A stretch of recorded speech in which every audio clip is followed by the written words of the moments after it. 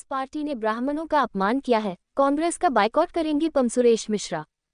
लोकसभा चुनाव में ब्राह्मण समाज की अनदेखी हुई है। प्रदेश में एक भी स्थान पर ब्राह्मण उम्मीदवार नहीं बनाना तय करता है कि 1 करोड़ ब्राह्मणों के वोट कांग्रेस को नहीं चाहिए। राजस्थान में आगामी लोकसभा चुनाव में ब्राह्मण समाज के वोटों की कांग्रेस पार्टी को जरूरत नहीं है। ये बहुत ही दुर्भाग्यपूर्ण है कि पूरे प्रदेश में कांग्रेस पार्टी ने एक भी ब्राह्मण उम्मीदवार नहीं उतारा है।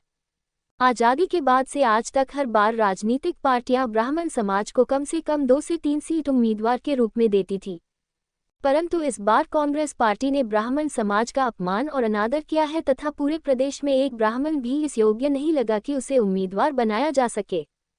यहाँ तक कि जयपुर लोकसभा में एक ब्राह्मण उम्मीदवार बनाया गया, पता उसने ऐसा क्या पाप किया कि उसे अपमानित करके टिकट वापस छीन लिया। पूरा ब्राह्मण समाज इस बात से आहत है कि कांग्रेस के नेता पाकिस्तान जाकर भारत विरोधी बयान देते हैं। उनको कांग्रेस पार्टी सम्मानित करती है और ब्राह्मण समाज के व्यक्ति को अपमानित करके टिकट छीन लिया जाता है। सर्व ब्राह्मण महासभा के राष्ट्रीय अध्यक्ष पम सुरेश मिश्रा ने बताया कि राजस्थान प्रदेश में ब्राह्मण समाज की आबादी 1 करोड़ के आसपास है तथा राजस्थान के प्रत्येक गांव, तहसील, ढाणी में ब्राह्मण समाज के लोग बड़ी संख्या में रहते हैं और ब्राह्मण सबको साथ लेकर चलने की बात करता है। ऐसे ब्राह्मण समाज को राजनीतिक रूप से दरकिनार करना कांग्रेस पार्टी को महंगा पड़ेगा।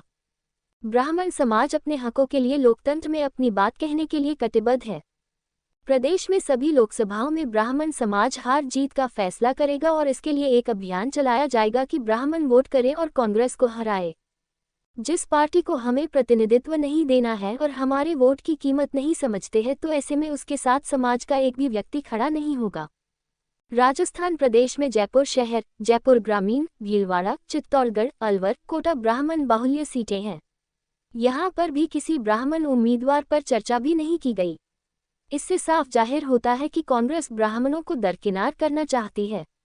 ऐसे में हमने तय किया है कि सर्व ब्राह्मण महासभा की अलग अलग टोलियों के माध्यम से जागरूकता अभियान चलाएंगे और कांग्रेस बायकॉट का संकल्प लेंगे।